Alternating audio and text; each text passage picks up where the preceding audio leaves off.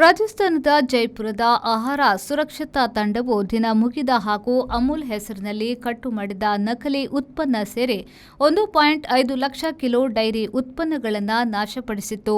ಅಮೂಲ್ ವಿಚಕ್ಷಣಾ ದಳಕ್ಕೆ ದೂರು ಬಂದಿತ್ತು. ಅದರಂತೆ ರಾಜಸ್ಥಾನ ಸುರಕ್ಷತಾ ಆಹಾರ ಇಲಾಖೆಯವರು ದಾಳಿ ಮಾಡಿದಾಗ ಅಮೂಲ್ ಹೆಸರಿನಲ್ಲಿ ಕಳಪೆ ಉತ್ಪನ್ನಗಳನ್ನು ಪ್ಯಾಕ್ ಮಾಡಿ ಮಾರಲಾಗ್ತಾ ಇತ್ತು.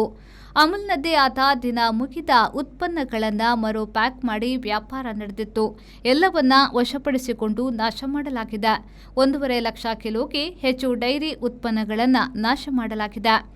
ಜೈಪುರದ ಕೊನಗೂರಿಯನ್ ಪ್ರದೇಶದಿಂದ 181 ಮಂದಿ ನಾಗರಿಕರು ಇಂತಹ ಕಳಪೆ ಆಹಾರಗಳ ಬಗೆಗೆ ದೂರು ಸಲ್ಲಿಸಿದ್ರು ಎಂದು ಜೈಪುರದ ಮುಖ್ಯ ಆರೋಗ್ಯ ಮತ್ತು ವೈದ್ಯಕೀಯ ಅಧಿಕಾರಿಯೊಬ್ಬರು ತಿಳಿಸಿದ್ದಾರೆ.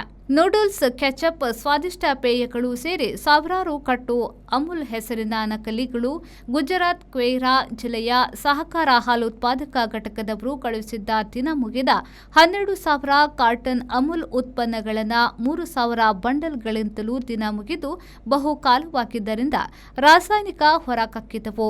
ಅಮೂಲ್ನ ಹಳೆಯದಕ್ಕೆ ಹೊಸ ಲೇಬಲ್ ಹಾಕಿದ 4,500 ಕಟ್ಗಳು ಇವೆಲ್ಲ 27 ಲಾರಿ ತುಂಬಿದ್ದು ನಾಶಪಡಿಸಲಾದ ಇವೆಲ್ಲದರ ಮೌಲ್ಯ ಕೋಟಿ ರೂಪಾಯಿಯಷ್ಟು ಎನ್ನಲಾಗಿದೆ. ಒಬ್ಬನನ್ನ ಬಂಧಿಸಲಾಗಿದ್ದು ಆತನು ದಿನಾಂಕ ತಿರುಚುವುದನ್ನು ಯೂಟ್ಯೂಬ್ನಿಂದ ಕಲಿತಿದ್ದ ಎಂದು ಆಹಾರ ಸುರಕ್ಷತಾ ಕಮಿಷನರ್ ಡಾ ಟಿ ಶೋಭಮಂಗಲ ಅವರು ತಿಳಿಸಿದ್ದಾರೆ.